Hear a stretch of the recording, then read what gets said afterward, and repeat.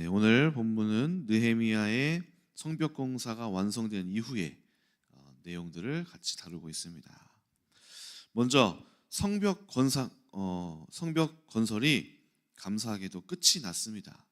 네, 얼마나 많은 방해꾼들과 죽음의 위협들이 있었나요? 그런데 감사하게도 이 모든 과정을 하나님의 은혜로 뚫고 마침내 완성되었습니다. 그래서 성벽 역사가 52일 만에 완성이 되었고 16절 보니까는 우리의 모든 대적과 주위에 있는 이방 족속들도 이 소식을 듣고 크게 두려워하였다. 왜냐하면 그들이 우리 하나님께서 이 역사를 이루신 것을 알미니라. 이렇게 되어 있습니다. 자, 그래서 감사한 일이죠.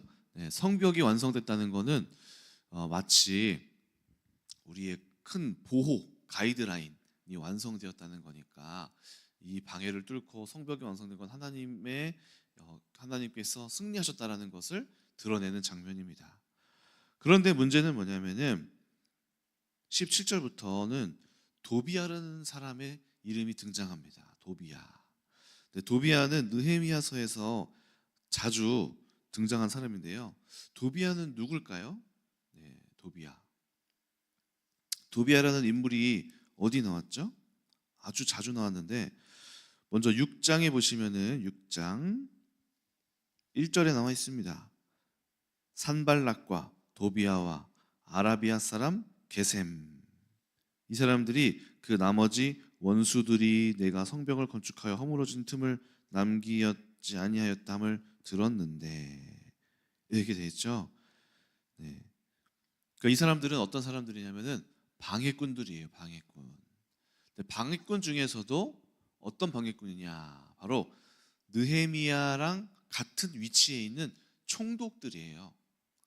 산발랏은 사마리아의 총독이고요, 도비아는 아람 나라의 총독이에요. 여러분, 총독이 뭔지 아시죠?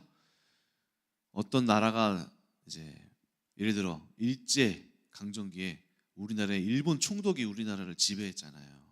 그러니까 옛날에는 전쟁을 하면 그 나라를 지배했단 말이죠. 그래서 페르시아 국가가 그때 힘이 셌으니까 그 중동의 페르시아 국가가 이스라엘을 비롯한 터키 지역을 비롯한 아라비아 지역을 비롯한 모든 곳을 다 정복했는데 왕이 그 나라를 직접 통치할 수 없으니까 총독을 세웠어요. 그 사람이 산발랏이고 그 사람이 도비아고 그 사람이 느헤미야인 거예요. 느헤미야는 이스라엘의 총독이었어요. 총독으로 가서 파견된 거예요. 그런데 그 사마리아의 총독들이 아람의 총독들이 느헤미야를 음해하고 죽이려고 했었던 것이죠. 그런데 17절 보니까 이 도비아라는 사람이 성벽이 완성됐는데도 이 이스라엘의 그 성벽 안에서의 활동, 느헤미야의 활동을 가만히 놔두지 않습니다. 어떻게 합니까? 도비아의 또한 그때의 17절, 유다의 귀족들이 여러 번 도비아에게 편지하였고 도비아의 편지도 그들에게 이르렀으니. 그러니까 느헤미야의 성벽 건설을 모든 유대인들이 다 찬성하지는 않았겠죠? 반대하는 사람들이 있었겠죠? 그 사람들이 도비아와 내통하면서 소식을 전달받았다는 거예요. 느헤미야가 이렇게 하던데요. 그러냐? 그러면 느헤미야가 돈 얼마 썼는지 확인해봐. 느헤미야가 혹시 나쁜 짓 하는지 따라다녀 보세요. 이러면서 계속해서 문제를 일으키고 있는 것이죠. 19절 보니까 그들은 또 뭐라고 합니까? 도비아의 선행을 내 앞에서 말하고 또 내 말도 그에게 전하매. 자, 뭐라고 되어 있습니까? 느헤미야 앞에서 도비아 괜찮던데요? 도비아가 잘하던데요? 도비아 착한 사람이던데요? 이렇게 막 좋은 얘기를 꺼내고 또 뭐라고 합니까? 내 말도 그에게 전하매. 뭐 어떤 건지는 잘 모르겠지만, 어떤 말을 전했는지는 모르겠지만 중요한 업무 기밀을 그 도비아라는 적군에게 전달하기도 하고, 또 도비아 그 나쁜 사람이야, 그 말도 갖다 전달하기도 하고 하면서 내부에 있는 스파이처럼 지금 이렇게 성벽이 완성됐는데도 문제가 끝나지 않고 계속해서 뭔가가 이루어지고 있다라는 장면이 바로 6장 15절에서 19절까지의 장면입니다. 오늘 이 말씀을 보면서 저는 첫 번째로 이런 생각을 했습니다. 하나님 나라의 전쟁은 계속되어지고 있다. 성벽 재건이 의미하는 것은 뭔가요? 성벽 재건. 놀라운 승리예요. 놀라운 승리. 우리는 하나님을 믿으면서 영적인 놀라운 승리를 경험합니다. 목사님, 이런 일이 있었어요. 와, 어떻게 그런 일이 있을 수가 있죠? 또는 간증하잖아요. 또는 수련회를 갔다 오면은 하나님을 체험한 사람들의 그 승리를 우리가 만끽합니다. 야, 저 친구 저렇게 잘 안 됐었는데 하나님을 드디어 만나서 이렇게 회개하고 이렇게 막 깨달음을 막 얘기를 해요. 저 친구가 저렇게 중국에 한 달 갔다 와서 이렇게 됐구나. 와, 수련회 갔다 와서 은혜 많이 받았네. 아니면 뭐 교구에서도 목사님, 사모님 이런 간증이 있어서 이런 은혜를 받았어요. 이 사람이 이런 영적 체험을 했어요. 하나님이 이거 승리하게 하셨어요. 막 구원의 역사가 일어났어요. 막 성벽 재건에 대한 승리가 기쁨이 일어납니다. 그런데 그것이 또 지나면은 또 어떤 일이 생기죠? 이런 도비아 같은 사람들의 이런 여전히 끝나지 않은 뭔가 영적인 싸움들이 또 터지면은 그 사람들이 또 무너진다는 것이죠. 무너지기도 하고요. 또는 목사님, 제가 하나님 믿는데 왜 이래요? 이런 얘기를 하시기도 합니다. 하나님 믿으면 무조건 다 승리하고 뭐든지 좋은 일만 있는 거 아닌가요? 오늘 그런 분들에게 오늘 이 본문이 해답이 됐으면 좋겠습니다. 그것이 무엇이죠? 전쟁은 1회 승리를 해서 끝나는 게 아니라 계속해서 우리가 싸워나가는 이 영적 전쟁이 계속되어진다는 것이죠. 그래서 1회 한번 승리했다고 그 승리의 자아도취해서 막 모든 것을 내려버리는 게 아니라 하나님 나라의 전쟁은 그렇게 승리와 또는 그럼에도 불구하고 오늘 말씀처럼 성벽을 재건하는 일이 발생했지만 여전히 도비아나 그런 잔재들이 남아서 계속해서 우리의 삶 가운데에 끊임없는 갈등을 일으키기도 하고 완전한 영적인 승리를 이어지기까지 이런 갈등과 또는 우리의 삶을 또다시 넘어뜨리는 일들이 계속해서 발생된다는 것입니다. 그래서 우리는 어떤 마음의 그런 의식을 가져야 합니까? 바로 지금 나는 전쟁 중이다. 한 번의 큰 승리로 만족할 게 아니라 이 싸움은 내가 큰 승리를 한 번 했지만 여전히 내 안에 영적인 문제들을 통하여 사단이 또 공격할 것이고 아직 정복되지 않는 나의 영적인 환경, 나의 가정, 나의 자아들, 나의 옛 습관들, 나의 자녀들, 나의 부모님과의 관계들, 나의 직장에서의 여전히 갈등이 있는 하나님 나라에 이렇게 굴복되지 않는 모든 분야들을 이제 전쟁은 이제 시작이구나 하는 것을 개념을 가져야 된다는 거죠. 구약 성경으로 본다면 무엇입니까? 출애굽하고 나서 이겼다 끝났다가 아니라 출애굽하고 나서 가나안으로 가는 광야의 과정이 남아 있다는 것입니다. 성경의 인물들도 보면은 다윗도 그랬습니다. 다윗도 청소년 시절에 기름 부음을 받고 나서 바로 왕이 된 게 아니라 15년 동안, 약 10년에서 15년 동안 사울에게 쫓기는 과정을 겪었습니다. 모세도 어땠습니까? 모세 출애굽한 백성들은 출애굽이 목적이 아니라 광야에 들어가기 위한 그 가나안에 들어가는 그 여정이 있었죠. 베드로와 예수님의 제자들 어땠습니까? 예수님의 십자가의 죽음과 부활을 경험하는 큰 승리를 경험한 이후에 그때부터 비로소 본격적인 영적 사도행전의 갈등을 겪고 승리하고 또 갈등 겪고 승리하고 싸움을 이뤄나가는 전쟁과 같은 복음 사역의 전파를 해 나갔죠. 그래서 우리에게도 마찬가지로 바로 이렇게 하나님 앞에서 큰 구원의 승리와 또 하나님이 영적인 승리를 막 주시고 환경의 문을 열어 주셨다면은 그것은 그걸로 끝나는 게 아니라 만족하고 끝나는 게 아니라 이제 이 큰 경험을 가지고 더 큰 일, 더 큰 싸움을 내가 해 나가야겠구나 라는 마음의 준비와 무장을 해 나가야 할 것입니다. 에베소서 6장 10절에서 13절 뭐라고 되어 있습니까? 끝으로 너희가 주 안에서 그의 힘의 능력으로 강건하여지고 마귀의 관계를 능히 대적하기 위하여 하나님의 전신갑주를 입으라. 우리의 씨름은 혈과 육을 상대하는 것이 아니요 통치자들과 권세자들과 이 어둠의 세상 주관자들과 하늘에 있는 악의 영을 상대함이라. 그러므로 하나님의 전신갑주를 취하라.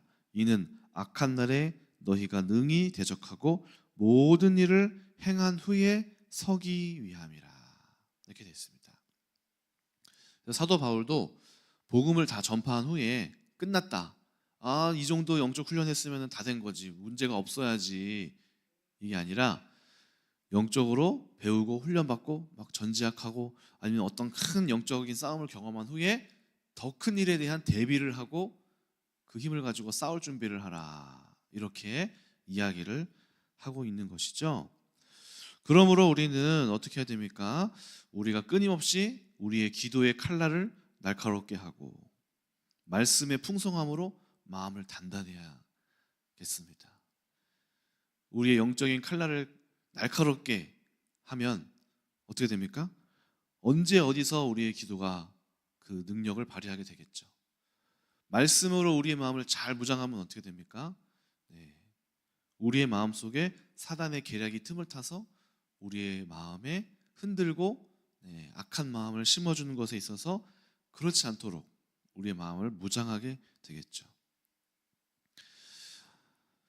그래서 우리는 끊임없이 이런 영적인 무장을 통해서 순간순간마다 하나님 나라의 전쟁들, 왜냐하면 사건 사고는 사단의 이런 넘어뜨림은 어떻습니까? 갑자기 일어난다거든요. 갑자기 우리가 무장하지 않았을 때 드러나는 것이기 때문에 성경은 우리 가운데에 늘 깨어 있으라, 늘 깨어 있으라.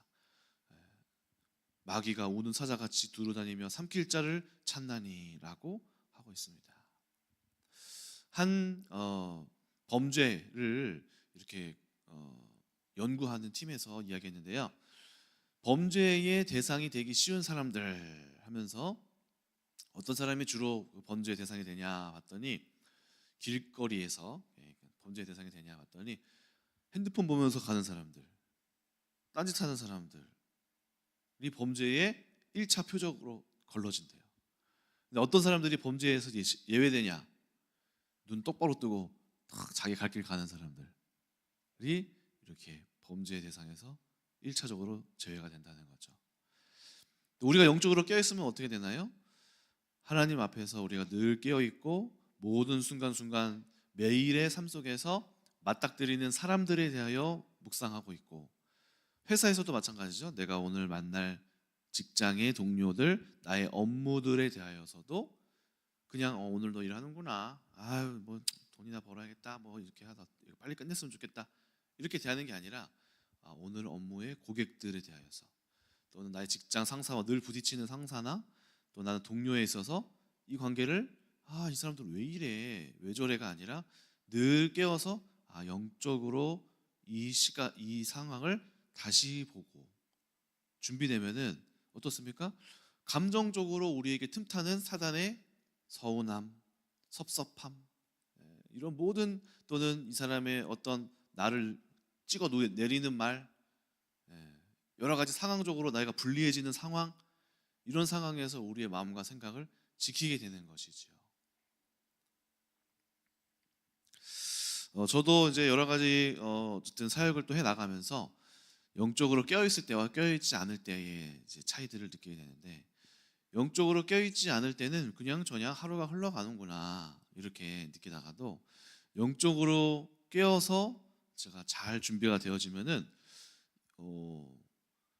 사람들의 하나님께서 역사하시는 순간들을 보게 되고, 제가 하나님 앞에 그 사람을 놓고 기도하면서 이 사람이 미처 깨어나지 못했던 부분에 있어서 제가 대신하여서 또 이야기를 전해주기도 하고 이렇게 되더라고요.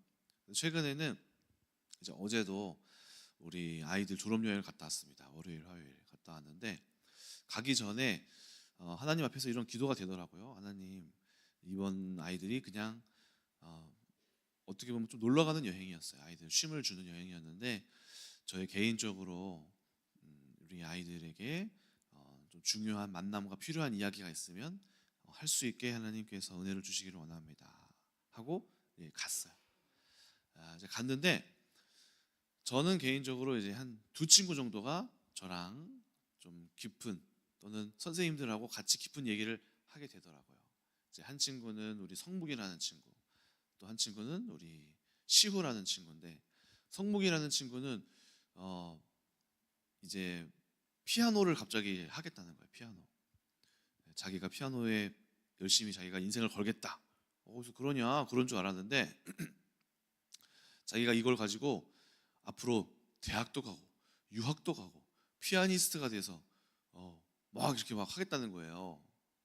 근데 이 음악 하시는 분들은 알겠지만 초등학교부터 해도 막 유학 가서 피아니스트로 성공하기가 쉽지 않잖아요. 그것도 클래식을 하겠대요.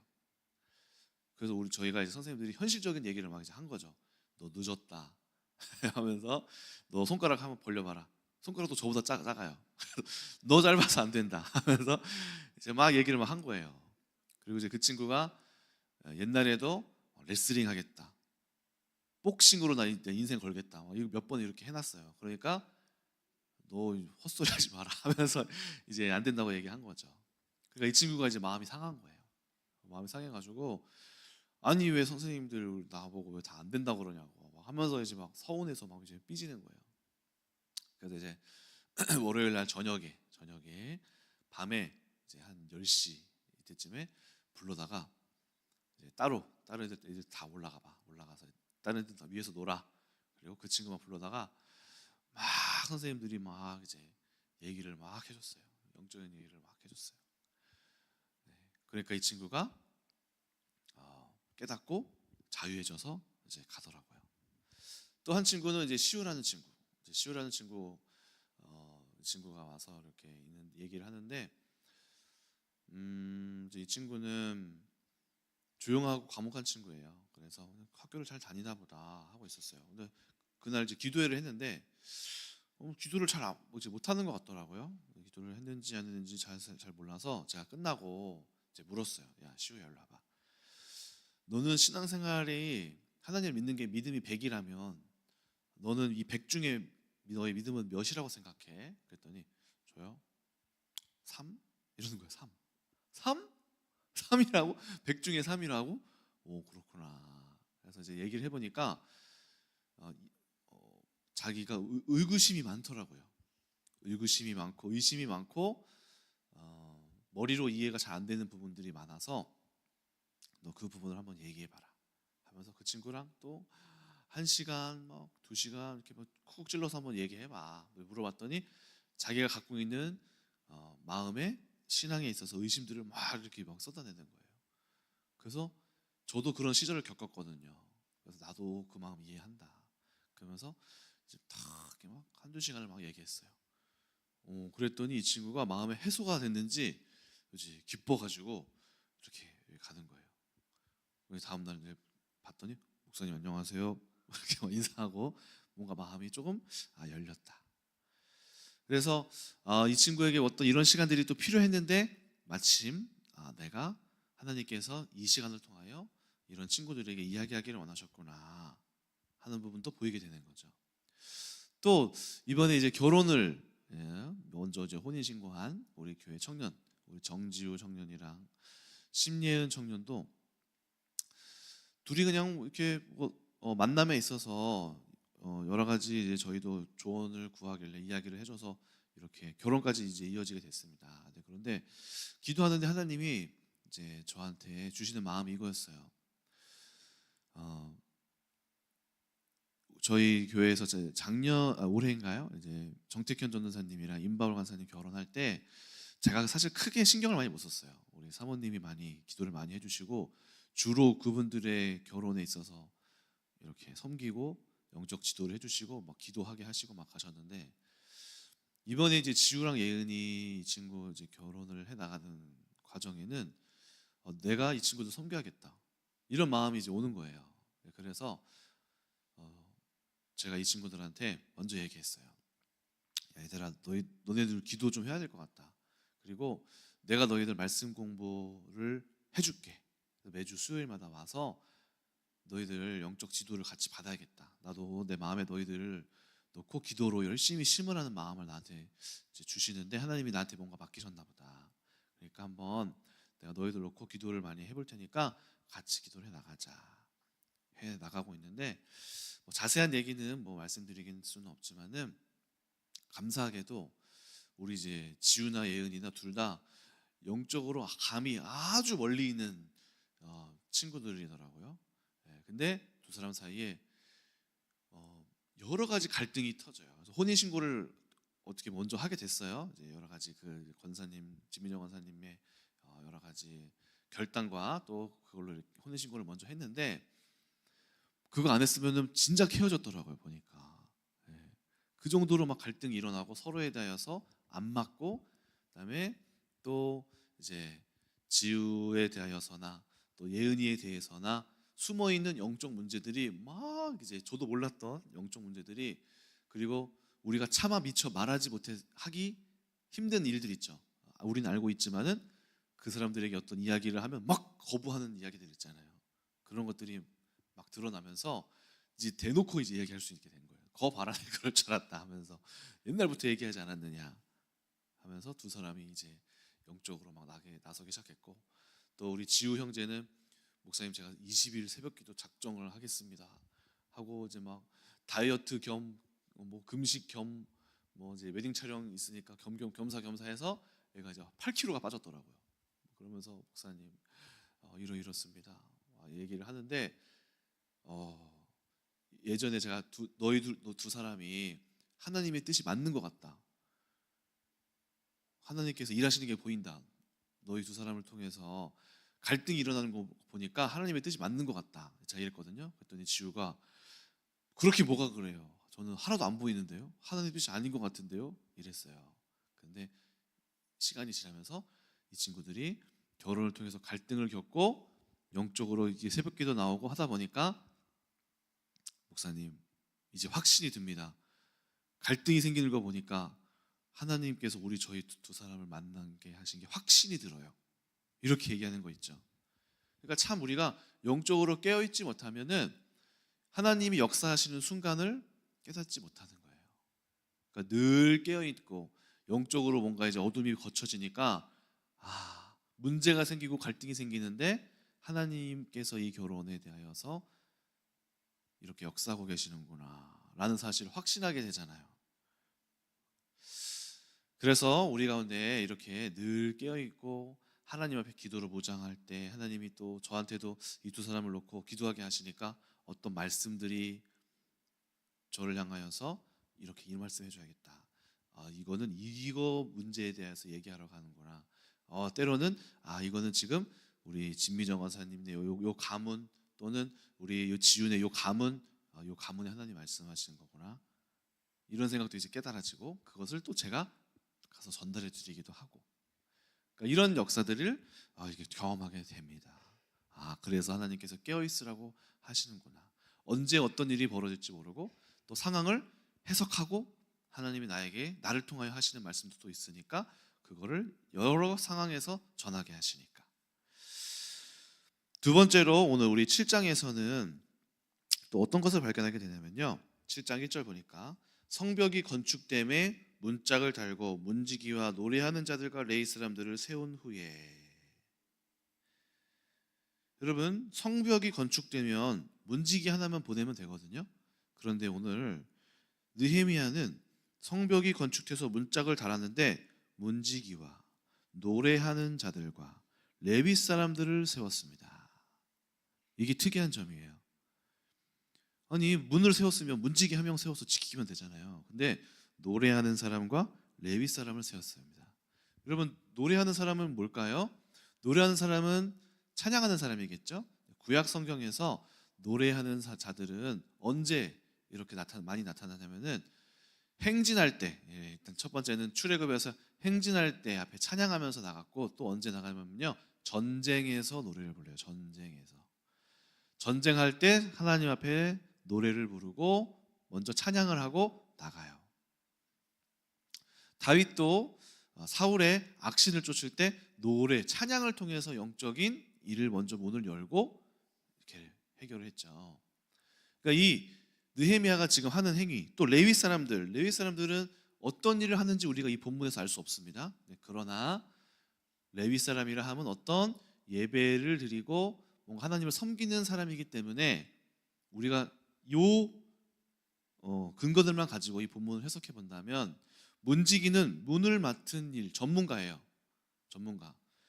노래하는 사람과 레위 사람들은 어떤 일일까요? 영적인 일에 준비된 사람들을 이렇게 붙인 거겠죠. 그러면은 지금 느헤미야의 기준은 1대 2 기준으로 이 성벽을 지키는 일에 대하여서 자신이 비중을 두고 있다는 거예요.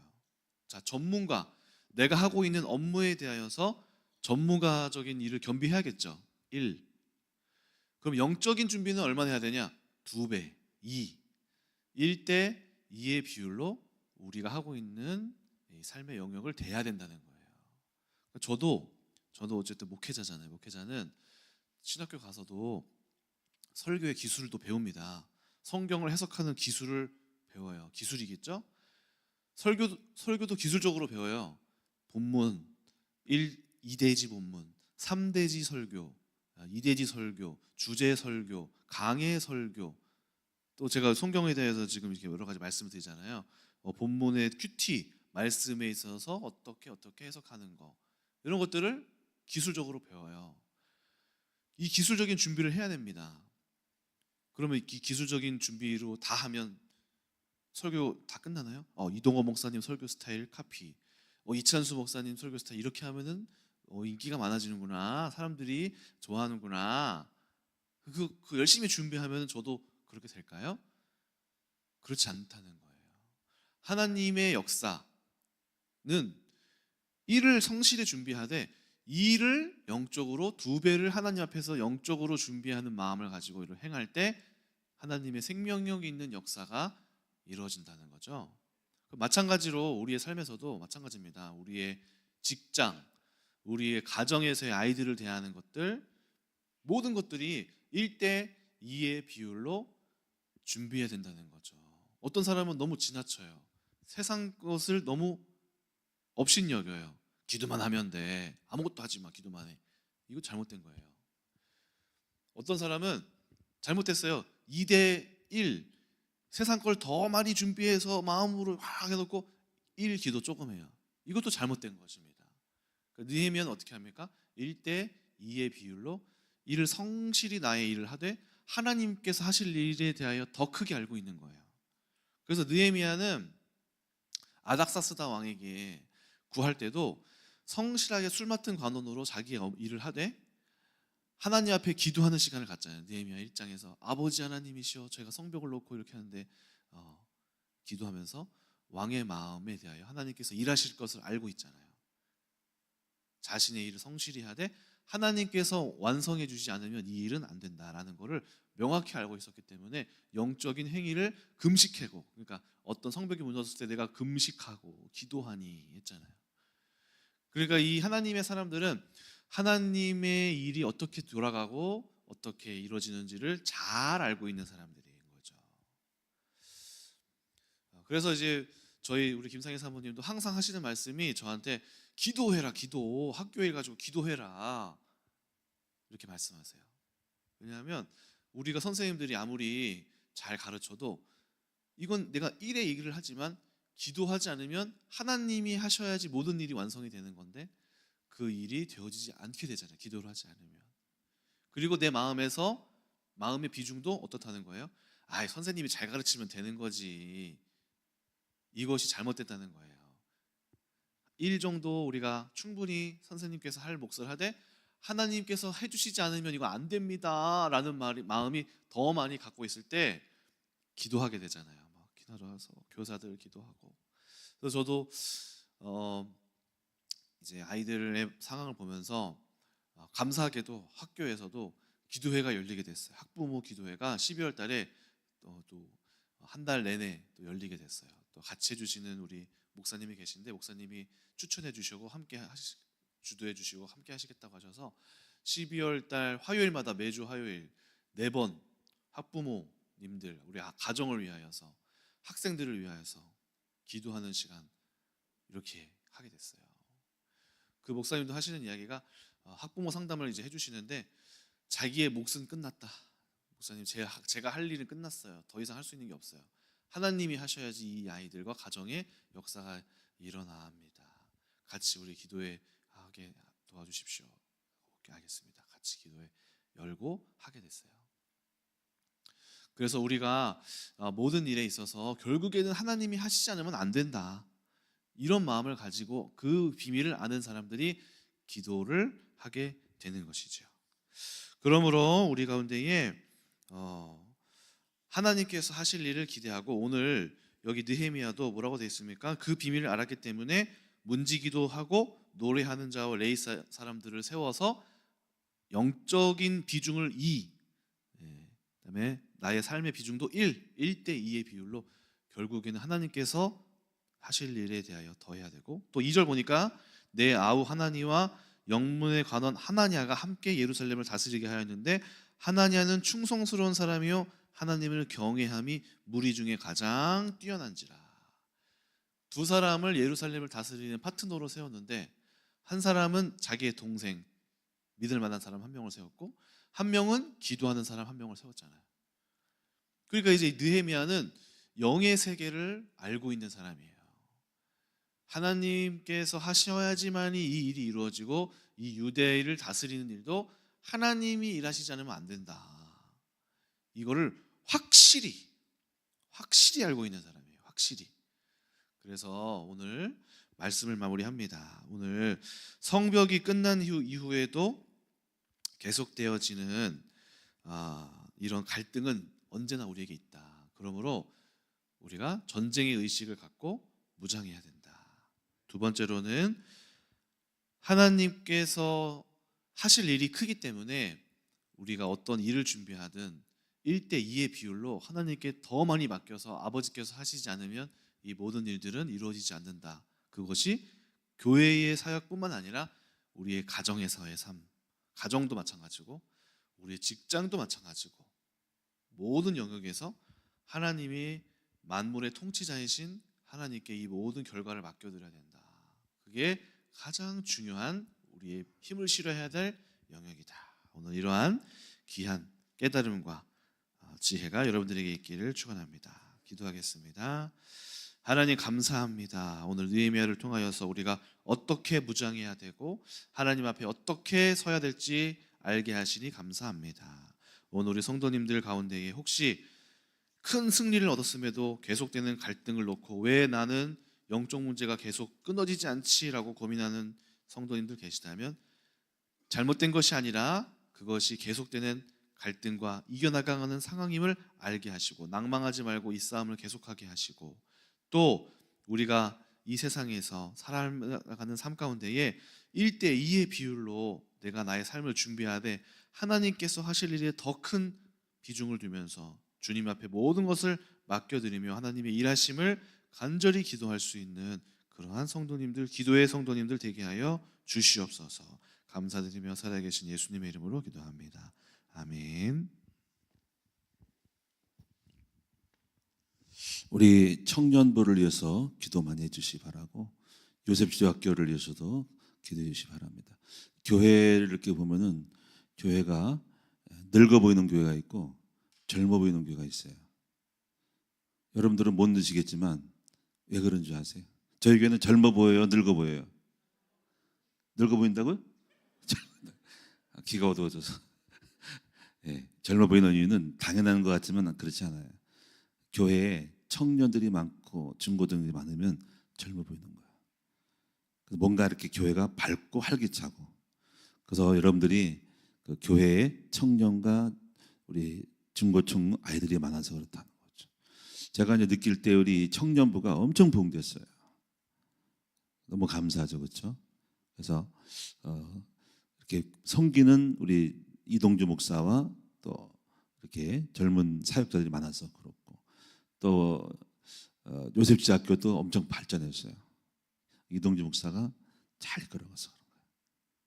제 아들이라 칭찬하는 게 아니라 이제 잘하고 있습니다. 기도해 주시고 여러분들이 그 청년부에서 관심 좀 가져주시라는 거예요. 여러분들이 좀 후원도 해주시고 청년부 계좌 또 연초에 나오는데 여러분이 그런 마음도 청년부를 위한 헌금 해주셔야 됩니다.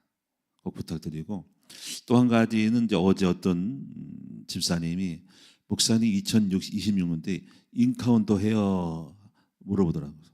당연하게 하죠. 그게 또 세기가 됐어.